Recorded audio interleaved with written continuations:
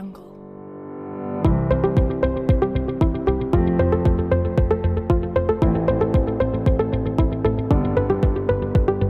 Audio Jungle. Assalamualaikum warahmatullahi wabarakatuh.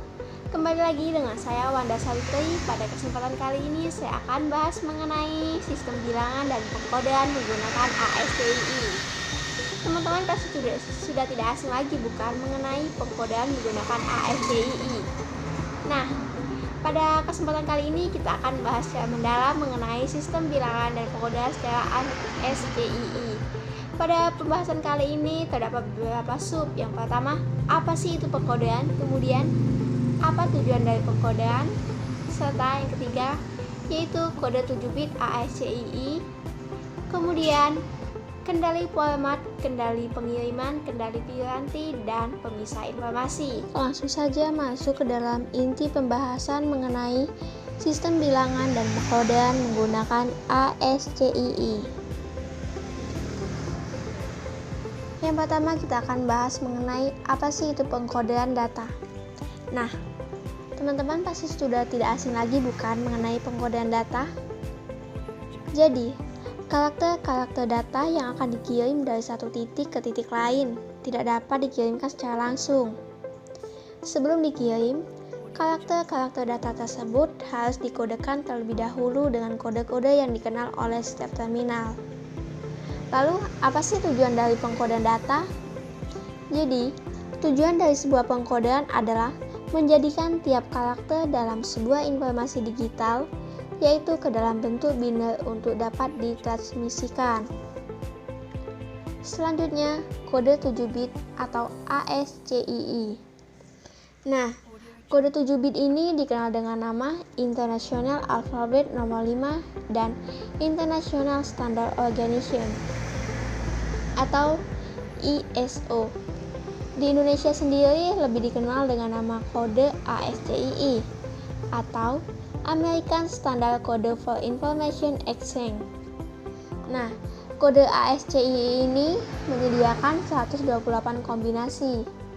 Dari 128 kombinasi ini, terdapat 22 kode yang digunakan untuk fungsi-fungsi kendali, seperti kendali piranti, kendali format, pemisah informasi, dan kendali pengiriman. Kode ini menggunakan 7 bit untuk operasinya, sedangkan bit ke-8 dapat ditambahkan untuk posisi pengecekan bit secara even atau odd variety. Lalu, karakteristik ASCII. Nah, pada tabel ini teman-teman dapat melihat di sini terdapat beberapa simbol atau karakter dari ASCII. Langsung saja ke bagian keterangan. Seperti contoh tadi, di sini terdapat SOH. SOH itu memiliki singkatan yaitu Style of Heading, kemudian STX Style of Text, ETX End of Text. Nah, untuk bagian singkatan-singkatan lambang-lambang ini teman-teman dapat memahami sendiri ya, dapat baca sendiri. Oke, kita langsung ke pembahasan selanjutnya. Nah, sebelumnya sudah disebutkan bahwa di dalam kode bit itu terdapat 128 kombinasi, di mana terdapat 22 kode digunakan untuk kendali. Baik, langsung saja kita di sini pertama akan membahas mengenai kendali format. Apa sih itu kendali format? Kendali format atau format control merupakan karakter-karakter yang digunakan untuk mengendalikan format, pengaturan posisi print, head, atau kursor sesuai dengan keinginan. Nah, terdapat 6 karakter yang digunakan untuk melakukan kendali format, yaitu yang pertama BS atau backspace, yaitu menunjukkan gerakan mekanisme penulisan atau menampilkan kursor satu posisi ke belakang. Kemudian horizontal tabulation, yaitu menunjukkan gerakan mekanisme penulisan atau memindahkan kursor ke depan menuju tab berikutnya atau menghentikan posisi.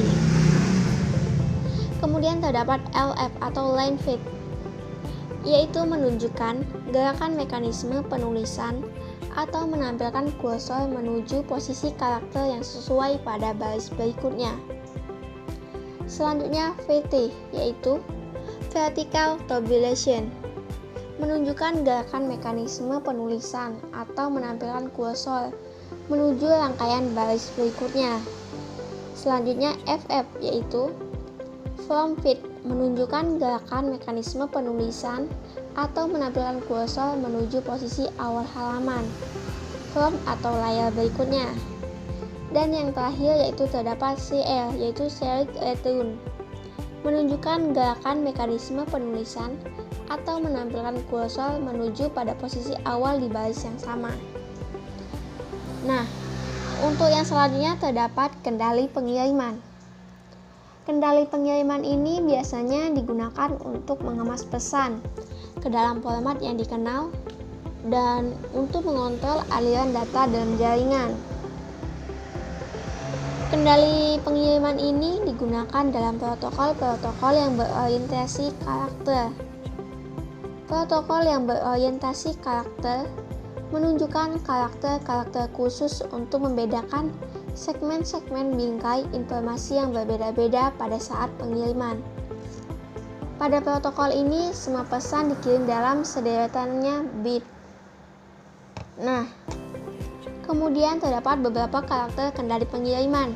Yang pertama yaitu SOH, Start of Heading, yaitu menunjukkan bagian awal heading yang berisikan alamat atau arah informasi. Selanjutnya STX, Start of Text, yaitu menunjukkan bagian awal teks dan bagian akhir heading. Kemudian ETX, End of Text, yaitu menunjukkan bagian akhir teks yang dimulai dengan karakter STX. Kemudian terdapat EOT, End of Transmission, di mana menunjukkan selesainya transmisi dan kemungkinan mencakup atau teks lebih berikut dengan headingnya. Selanjutnya ENQ, Enquiry, yaitu menunjukkan permintaan tanggapan dari stasiun yang berjauhan. Selanjutnya yaitu ACX, Acknowledgement, di mana menunjukkan respon persetujuan kepada pengirim. Karakter ini dikirimkan oleh penerima untuk menunjukkan respon positif pada pengirim. Kemudian terdapat NAX, Negative Acknowledgement, yaitu dikirimkan oleh penerima untuk menunjukkan respon negatif kepada pengirim. Selanjutnya SYN, digunakan oleh sistem transmisi sinkron untuk mempercepat proses sinkronisasi.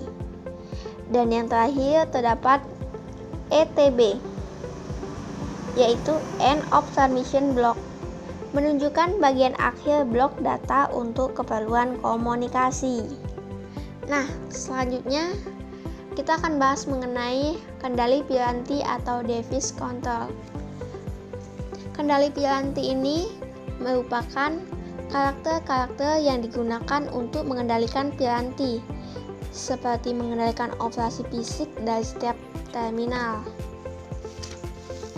Contohnya yaitu implementasinya adalah seperti menghidupkan atau mematikan tombol penggerak. Karakter yang dipakai untuk mengendalikan piranti tersebut biasanya ialah DCI, DC2, DC3, dan DC4. Nah, DC1 dan DC3 ini yaitu untuk mengendalikan aliran data dari terminal tak sinkron. Kemudian DC1 ini biasanya digunakan untuk menghidupkan aliran. Dan yang ketiga itu DC3, biasanya digunakan untuk mematikan aliran data. Lanjut. Yang terakhir terdapat pemisah informasi. Pemisah informasi atau information separator digunakan untuk memisahkan informasi yang dikirim sehingga memudahkan perekaman dan penyimpanan data. Dari daftar kode ASCII pada tabel, terdapat 4 karakter yang dikategorikan sebagai pemisah informasi, yaitu US atau Unit Separator, kemudian LS Record Separator, kemudian GS GURPS separator, dan VS file separator. Oke, nah bagaimana? Sudah paham belum? Baik, sekian yang dapat saya sampaikan. Kurang lebihnya saya mohon maaf. Saya akhiri. Wassalamualaikum warahmatullahi wabarakatuh.